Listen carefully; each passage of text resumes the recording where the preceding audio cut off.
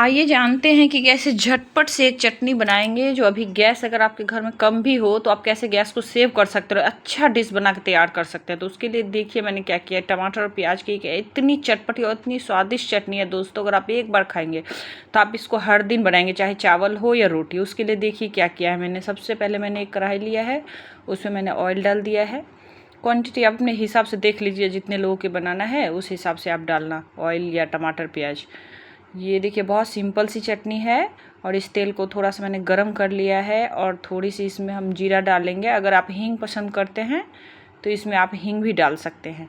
और जब जीरा थोड़ा सा चटक जाए, फ़ौरन अच्छे से हो जाए, तब हम इसमें कटी हुई लहसुन और हरी मिर्च इसमें ऐड करेंगे। सबसे पहले बस 5 मिनट लगता है दोस्तों इसको बनाने में, पर बहुत ही स्वादिष्ट ये होती है।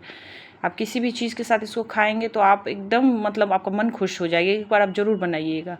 और ये देखिए जब लहसुन और हरी मिर्च को अब थोड़ा सा हम भून लेंगे, जब हल्का से इसमें से मतलब खुशबू निकलने लगेगी, तब हम इसमें प्याज जो काट के रखे हैं, बारीक काटना है खाली आपको सब कुछ। तो मैंने जो बारीक काट के प्याज रखा है वो भी हम डाल देंगे।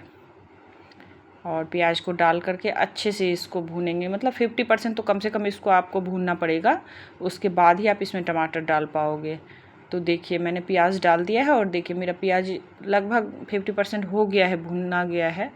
और अब हम लोग इसमें वो टमाटर डालेंगे जो टमाटर काट के रखे, वो भी बारीक, जितना आप बारीक काट सको काटिएगा, ताकि जल्द से जल्द आपका बन सके, आपका गैस भी बच सके दोस्तों। और देखिए क्या क्या मसाला डालेंगे हम। तो थोड़ी सी नमक स्वाद के अनुसार, और उसमें हम डालेंगे थोड़ी सी हल्दी, लाल मिर्च,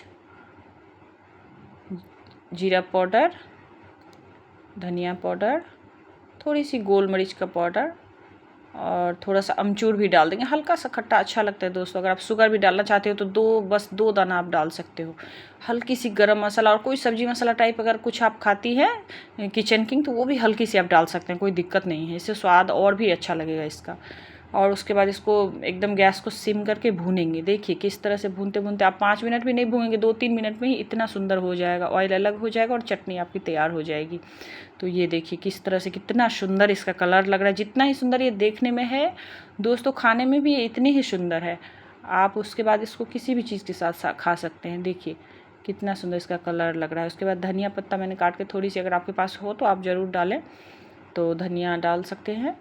और ये देखिए अच्छे से मिला लेंगे और लो, अब तैयार हो गया आपका चटनी खाने के लिए। अब ये रेडी है। और ये देखिए मैंने गैस को बंद कर दिया है। और रोटी के साथ खाएंगे, पराठे के साथ खाएंगे, पूड़ी के साथ खाएंगे, या आप चावल के साथ खाएंगे, ये आपकी मर्जी। लेकिन आप ज़रूर एक बार बनाइए दोस्तों। अगर वीडियो अच्छी लगे तो लाइक करिएगा, चैनल को सब्सक्राइब करिएगा। धन्यवाद।